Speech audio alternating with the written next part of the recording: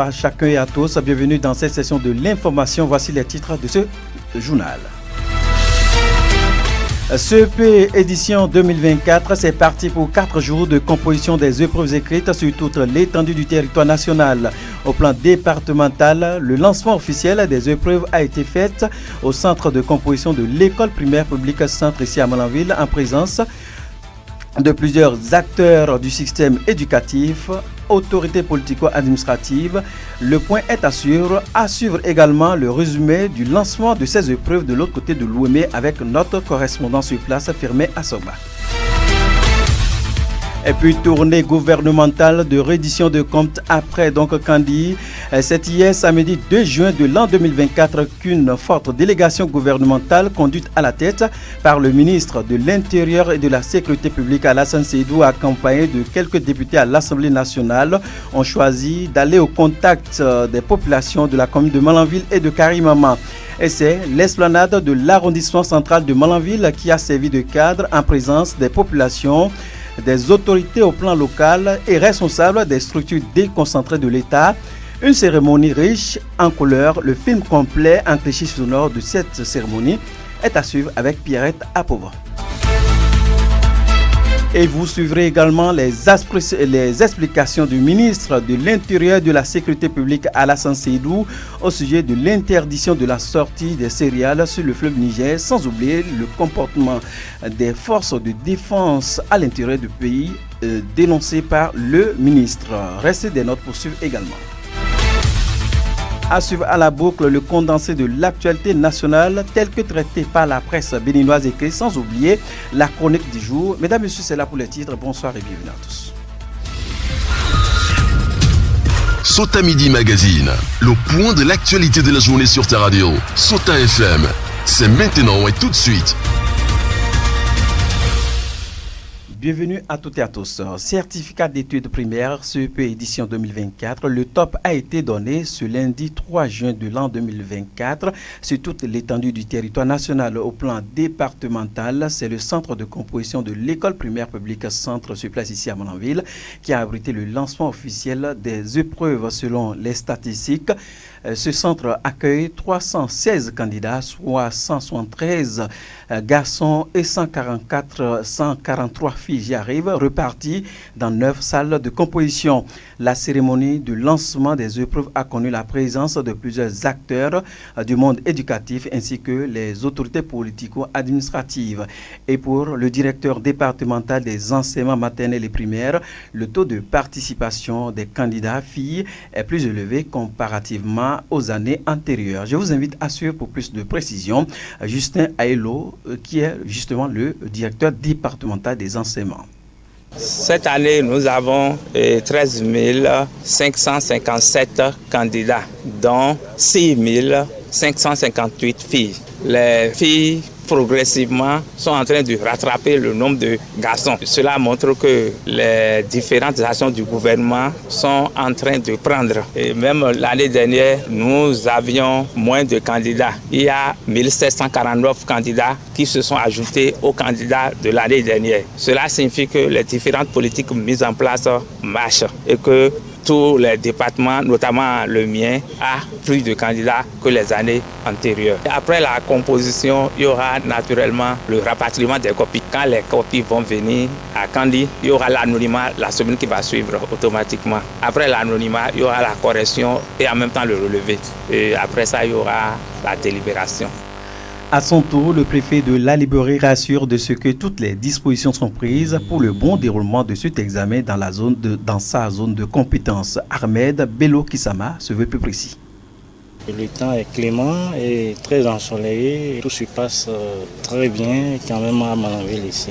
Toutes les conditions sont réunies, les mesures appropriées ont été prises pour permettre à tous les candidats, peu importe les localités dans lesquelles ils se trouvent, de bien composer dans les conditions requises. Les professionnels de la sécurité et les FDS ont pris les mesures appropriées. Comme toujours d'ailleurs, les problèmes climatiques, les centres d'examen ont été choisis quand même dans des sites avenants, des sites qui offrent toutes les conditions requises pour que les examens puissent se dérouler sans accroc.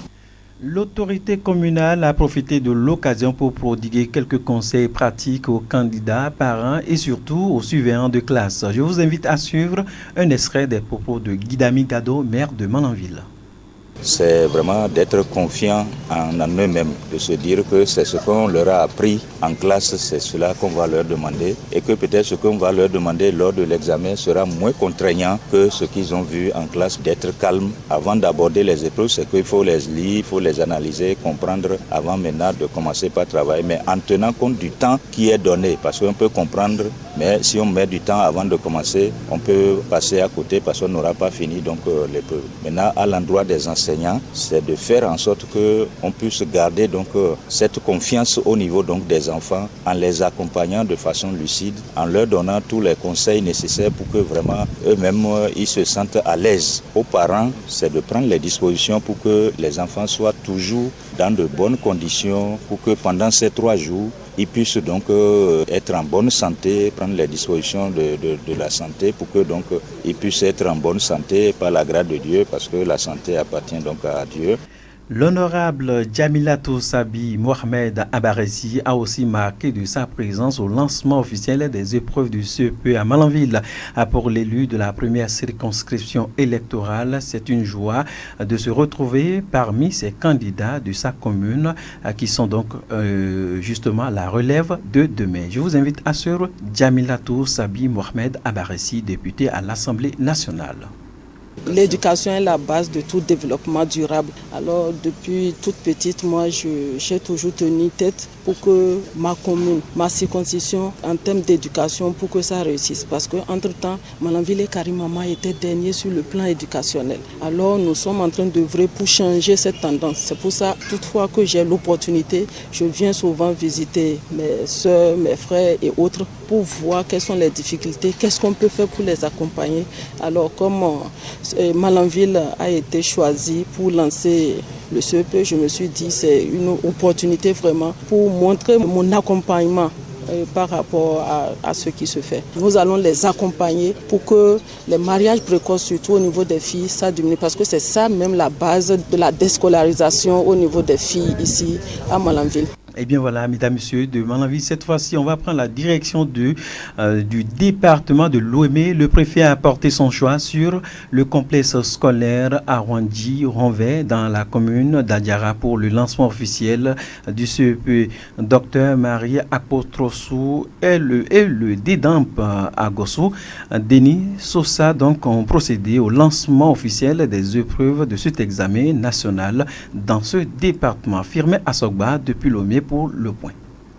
Cette session de juin 2024 du CEP a été officiellement lancée au complexe scolaire d'Arwandi-Ronvet dans la commune d'Adjara en présence du préfet de Lomé, Dr Marie Apotrosou, et le DEDAMP Agossou Denis Sosa. Avant le lancement officiel des épreuves, le préfet a sillonné quelques salles du centre d'examen du complexe scolaire d'Arwandi-Ronvet pour galvaniser les candidats. L'autorité préfectorale a invité les candidats à donner le meilleur d'eux-mêmes. Docteur Marie Apotrosou.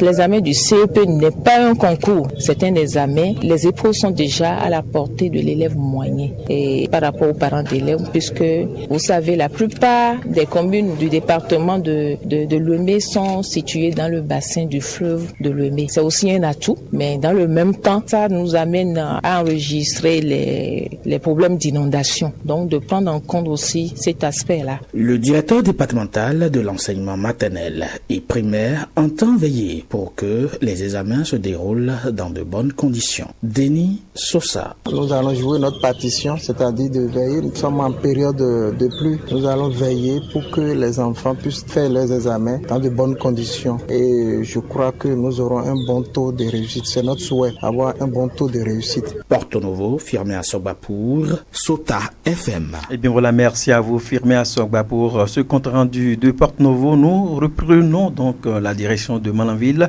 Pour cette actualité, nous restons dans cette même tendance. Les responsables du collège d'enseignement général 1 de Malanville viennent de recevoir le complément de 50 tables et bancs de l'opérateur économique El Hadj Mohamed Elodj Alitonou ce lundi 3 juin 2024 dans l'enceinte du dit établissement. C'était en présence de l'autorité communale et acteurs du système éducatif, sans oublier les représentants du donateur. Dans son adresse, le premier responsable du dit collège dit être fier de cette promesse tenue. Seydou Faroukou Sinana, qu'on écoute. Mohamed Elodj, il a appris que certains restent toujours à même le sol, même après ces 50 tables bancs. Il m'a rappelé encore. Il dit, monsieur le directeur, j'ai appris que ça n'a pas suffi. J'ai dit, bon, alors je veux dire oui, mais j'ai honte. Il dit, non, on n'est pas honte. Il faut dire oui, ça manque encore. J'ai encore dit oui, en votre nom, que ça n'a pas encore suffi. Il a encore commandé 50 tables bancs que vous voyez encore ce matin. La joie qui m'anime est tellement trop que les mots me manquent pour le remercier. Je voudrais rassurer toute la commune de Malanville. Je voudrais rassurer également monsieur le maire parce que j'ai compris qu'il était soucieux parce que quand il a appris que les candidats de BPC et de BAC auront des soucis à bien composer, il ne faisait que m'appeler de temps en temps. Tu as encore eu 50? Oui, ça va. Je dis non. Il y a encore 30 qui viennent encore, ça suffit. Je dis non. Donc, je ne sais pas comment ils ont couru. Aujourd'hui, nous avons encore 50. Tous les candidats au BPC et au BAC seront assis, chacun sur sa table et son banc, et faire la même. Si on veut réunir les deux examens ensemble, nous pouvons composer au CG1 Malanville sans souci. Pour le maire de la commune de Malanville, c'est un geste salutaire, justement, que vient de faire El Hadj Mohamed Elodj Alitonou. Je vous invite à suivre un extrait des propos du maire Guidami Gado. C'est vraiment pour moi l'honneur de vous souhaiter la bienvenue à ces lieux. Une fois encore, ça fait donc la deuxième fois, donc de 50 tables et bancs. C'est pour dire en votre nom, au nom du directeur et de tous les responsables du CG1, un grand merci donc à ce monsieur, un monsieur donateur, un monsieur généreux, un monsieur qui ne cesse d'apporter sa contribution pour l'épanouissement de l'éducation dans la commune de Malanville. C'est l'occasion aussi de lancer un message donc à toutes les bonnes volontés, à tous les acteurs, que ce soit commerciaux et autres de la commune de Malanville, d'apporter aussi leur contribution, leur accompagnement pour l'épanouissement donc de l'éducation dans notre commune. Parce que sans éducation, on ne pourrait pas aller donc au développement. Le développement se pense d'abord avant d'être réalisé. C'est ce que lui, il a compris et c'est pour ça, comme tant d'autres, il a donc mis la main à la pâte en apportant donc dans un premier temps 50 tables et bancs et dans un second temps aujourd'hui 50 tables et bancs. Les premiers lots donc de 50 tables bancs, c'était 1 million de francs CFA. Aujourd'hui encore, ça fait 1 million de francs CFA. Voilà le montant global donc de ces 100 tables et bancs que le donateur a mis généreusement à la disposition donc du collège 1 de Malanville. Je vous invite à faire un très bon usage de ces tables et bancs, c'est de les entretenir pour que réellement vous puissiez être donc dans de bonnes conditions pour travailler parce que on serait dans de bonnes conditions en restant sur un banc au lieu de rester sur une brique ou de s'asseoir par terre. Madougou Yaya, représentant du donateur, a saisi l'occasion pour vanter les mérites du donateur El Hadj Mohamed Elodj Alitonou devant les apprenants du collège d'enseignement général 1. Extrait de ses propos. Tout ce que vous voyez devant vous, grâce à Dieu, grâce à Mohamed Elodj. Sans tarder, je vais vous dire que Mohamed Elodj n'a jamais oublié les élèves. Et ce n'est pas par les tables et bancs qu'il a commencé. Si vous demandez au directeur et aux autorités locales, ils le savent bien. C'est quelqu'un qui fait toujours pour les élèves, surtout pour ceux qui ont perdu leurs parents. Chaque année, il donne de l'argent au directeur pour la contribution de ces élèves-là. Depuis plus de 20 ans. Et il continue jusqu'à aujourd'hui faire des tables et de bancs. Vraiment, aujourd'hui, nous sommes très heureux de participer à cette séance de remise des tables au banc. Moi, mon seul mot que je vais essayer, je vais lancer un appel principalement à nos personnes de bonne volonté de faire tel que El Hadj Mohamed Elodj l'a fait. Ainsi, nous aussi, nous sommes compris. Tout ça, à nos niveaux, les autorités, nous devons essayer de faire nos efforts pour ceci. Donc, vraiment, je prie le bon Dieu à ce qu'il lui rende le centuple de ce qu'il a pu enlever dedans. À l'issue, le représentant du bureau de l'association des parents d'élèves et la représentante des élèves, tous sont revenus sur les mérites et les remerciements à l'endroit de Mohamed Elodj. Extrait de leurs propos. Vraiment, je suis vraiment émue par ce qu'il nous fait, ce qu'il ne cesse de faire parce qu'il est là pour tout, pour les orphelins, pour les tables et bancs. Vraiment, on le remercie infiniment. On ne sait comment le remercier que le bon Dieu le guide et qu'il l'accompagne dans tout ce qu'il va entreprendre. Pour les autres qui ont envie de faire comme lui, je leur souhaite que le bon Dieu les guide pour qu'ils puissent aussi prendre les pas de M. Eloge pour qu'ils puissent faire quelque chose dans notre milieu, surtout pour le développement de Malanville. On ressent un sentiment de joie parce qu'il a vraiment fait. Il a fourni vraiment des efforts pour nous. Ça fait déjà le total, ça fait 100 tables et bancs. Et nous voulons réellement le remercier pour cet effort qu'il fait pour notre collège et également dire aux autres personnes de bonne volonté qui veulent également faire un geste pareil avec ce que M. Mohamed Eloge a fait, de nous envoyer quelques tables et bancs pour que l'année prochaine, nous ne soyons pas dans la même situation que cette année. Les enfants étaient par terre, ils n'arrivaient même plus à s'asseoir sur les tables pour le copier. Donc, on espère qu'il y aura d'autres donateurs qui vont offrir des tables et bancs. Nous prions Dieu et nous promettons également que ces tables seront comme une chance pour nous, comme si ces tables nous ont accompagnés dans notre réussite et nous espérons que le CEPE fasse un bon pourcentage, le BPC également et le BAC également, et nous promettons que nous nous mettrons à fond pour que les résultats soient bons pour le département de la Liborie. Et bien voilà, à l'instant, quelques apprenants du collège d'enseignement général 1 qui appréciaient justement ce geste du donateur El Hadj Mohamed Eloge Alitounou. Mesdames et messieurs, on observe juste une courte pause et la suite c'est dans quelques secondes. Sota Info Midi, le point de l'actualité sur ta radio. Notre politique à présent, tournée de reddition de comptes, les membres du gouvernement et députés à l'Assemblée nationale ont entamé depuis le 25 mai dernier une tournée de bilan des 8 années de gestion du président Patrice Talon.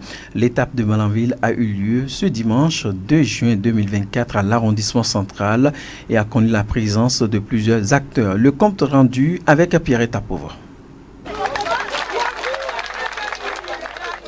Entamé depuis le 25 mai dernier, c'est ce dimanche 2 juin 2024 que les populations de la commune de Malanville ont reçu la délégation gouvernementale présidée par le ministre de l'Intérieur Alassane Seydou. Cette tournée des membres du gouvernement de Patrice Talon et des députés à l'Assemblée nationale s'inscrit dans le cadre de la reddition des comptes des 8 années de gestion du chef de l'État.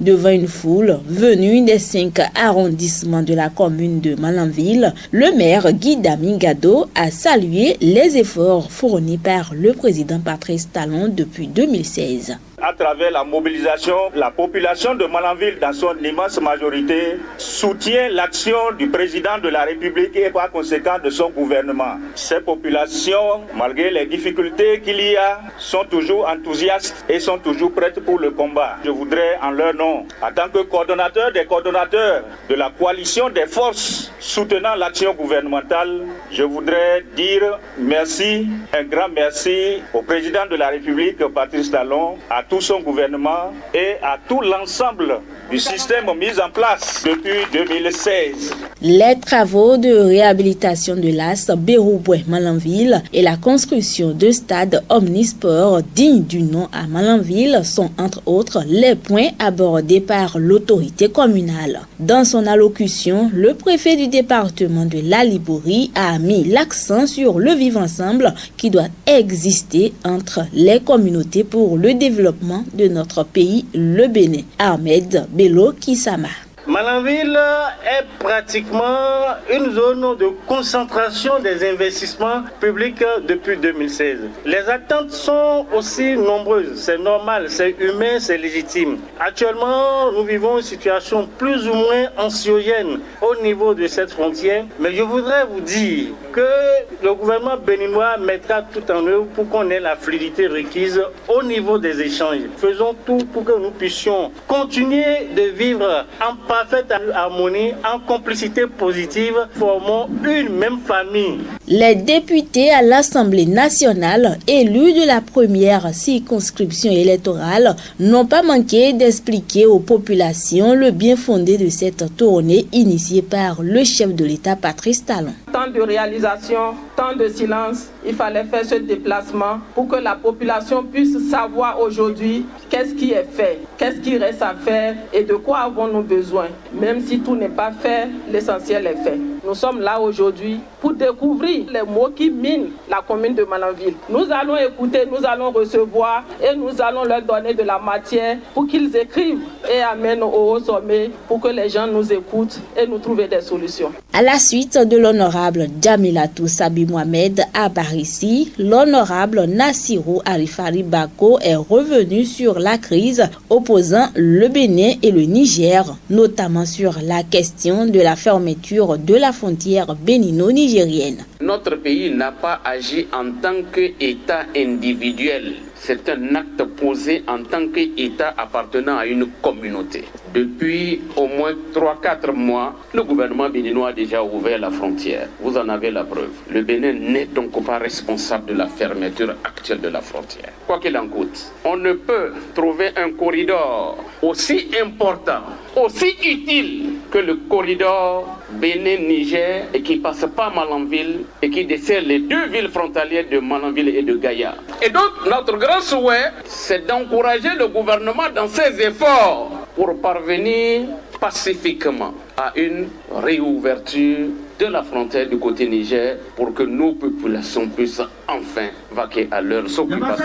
Du secteur de la santé, l'éducation, passant par celui de la décentralisation à la sécurité, toutes les actions entreprises par le gouvernement en 8 ans ont été exposées à l'assistance par le ministre de l'Intérieur et de la Sécurité publique, Alassane Seydou. Et dans le rang des populations fortement mobilisées à l'écoute de l'équipe gouvernementale, on note des bons de satisfaction. Notre satisfaction, nos félicitations, nos encouragements. Il savait président Talon Sende Gaï, Kago Giri Bene Labo Gaï, Kago Giri Dandiganda Gaï.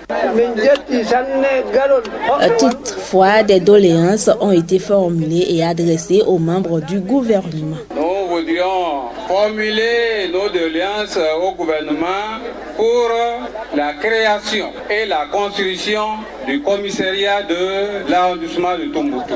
Un arrondissement très sensible au phénomène social d'insécurité que nous vivons de nos jours. Des doléances qui, selon la délégation, seront transmises à qui de droit. Merci à vous, Pierrette Apova, pour ce compte-rendu qui retrace tout le film de cette cérémonie hier. Mesdames et messieurs, vous suivrez dans nos prochaines éditions, si tout rentre dans l'ordre, les explications du ministre de l'Intérieur et de la Sécurité publique au sujet de la décision du gouvernement de l'interdiction de la sortie des céréales par le fleuve et justement sur le comportement des forces de sécurité et de défense au sujet des interpellations faites aux populations sur ce sujet. À présent, nous installons confortablement Lukman Rocho dans sa revue de presse nationale. Suivez la revue de presse sur Souta FM. Amis de la plume et du papier, mesdames, messieurs, bonjour. Certificat d'études primaires CEP, session de juin 2024, ça démarre aujourd'hui. Le sujet occupe la une de plusieurs journaux ce lundi 3 juin 2024 et c'est d'ailleurs le titre du quotidien La Priorité. Le journal renseigne, tout comme Fraternité, le matinal, Libération, le Canadino et Daibi Info, sans oublier la fiche du jour, qu'ils sont au total 256 968 candidats à aller à l'assaut du certificat d'études primaires CEP, session de juin 2024, dont les compositions démarrent ce jour. Cet effectif des deux sexes reparti dans 802 centres de composition, précise en titre les 4 vérités. Le Chasseur Info révèle 99 candidats à besoins spécifiques qui composent dans 14 centres. Les journaux en publient le message du ministre des Enseignements maternels et primaires, Saliman Karimou, qui remercie, d'après le Chasseur Info, les acteurs de l'école béninoise. Pendant ce temps, dans la suite, la tournée de reddition de comptes se poursuit. Plusieurs journaux reviennent sur le sujet. L'événement précis rapporte que le président de l'Assemblée nationale, Louis Vlavonou, et à Promistrete salue le bilan de 8 ans de gouvernance Talon. Par ailleurs, selon le journal, les réalisations du gouvernement ont été exposées à Dassa.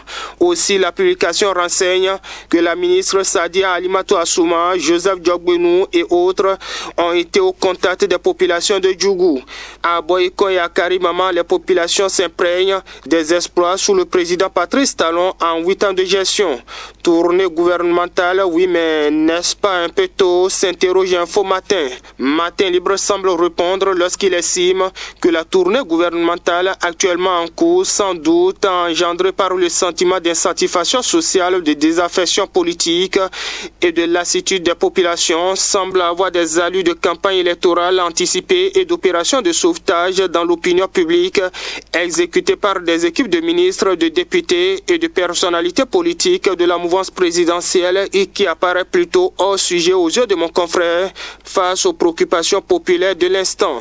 Car sur le terrain, remarque Dynamis Info, certains émissaires du gouvernement, plutôt que de révéler la réalité, servent des mensonges aux populations.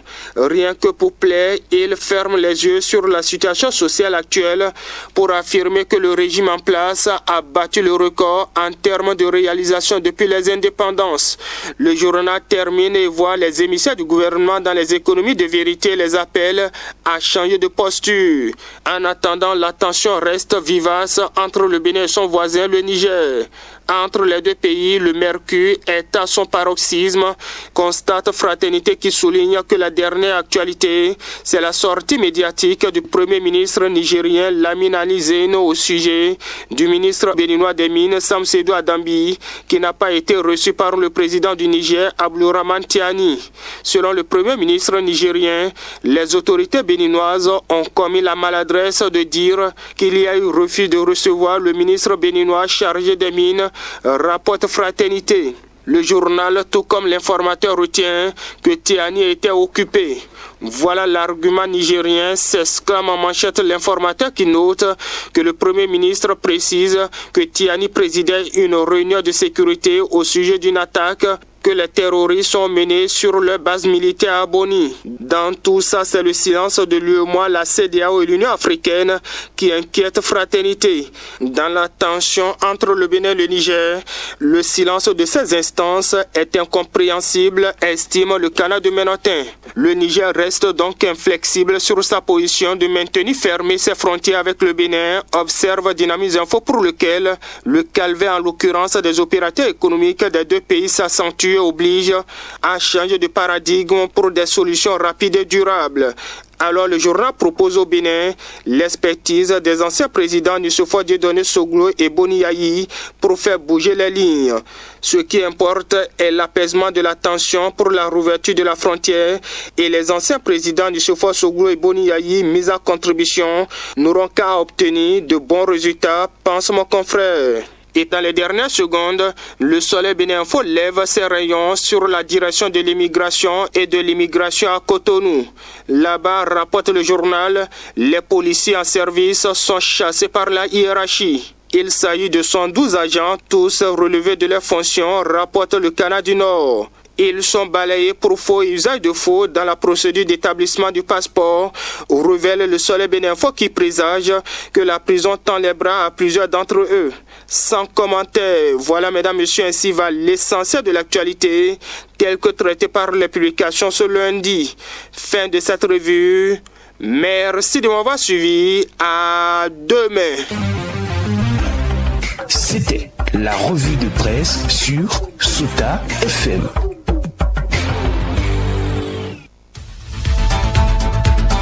Et bien voilà, ce sera donc tout pour cette session de l'information. Collaboration technique, on retrouve Aboubacar Dokou. À l'édition, il a pour nous Ousmane Tinola, en direct depuis les studios A pour la présentation. Bruno Gakli, c'est mon nom. Suivez juste derrière nous la chronique du jour, une signature de Alassane Sanibio. C'était Sota Midi Magazine, le rendez-vous informatif de la mi-journée sur Sota FM, la radio de l'espoir. Merci pour votre fidélité. Suivez la chronique en français facile sur Sota FM. La chronique en français facile sur Sota FM. Alassane Sani Bio.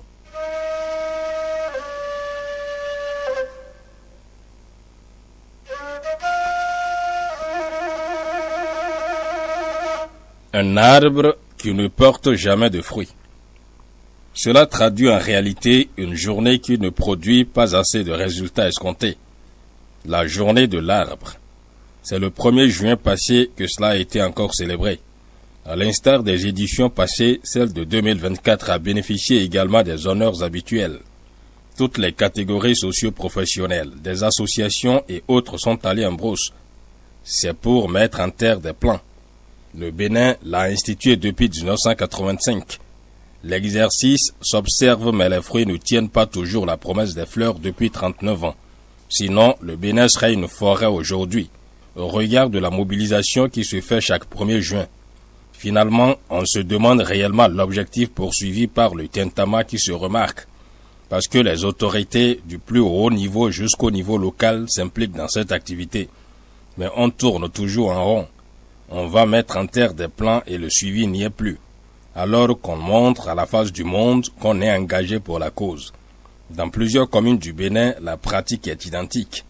À la date d'aujourd'hui, on peut compter au bout du doigt les espaces reboisés qui ont prospéré.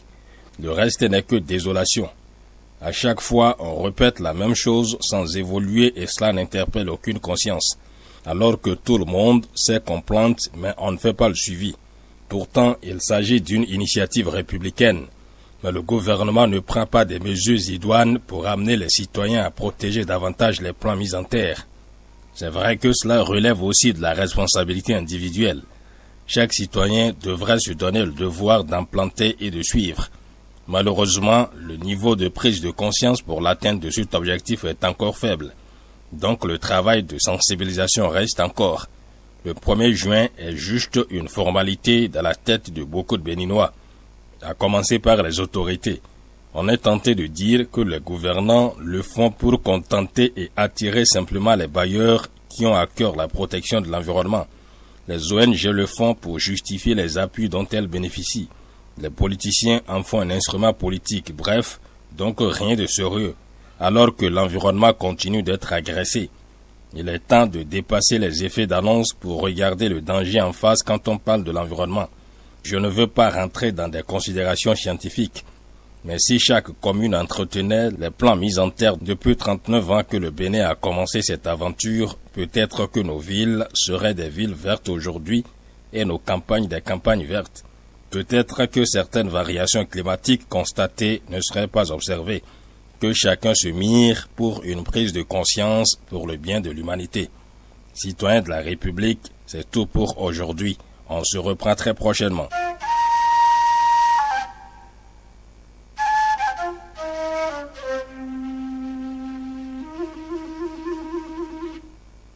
C'était la chronique en français facile sur Sota FM. Dans la Liborie, la différence a un nom.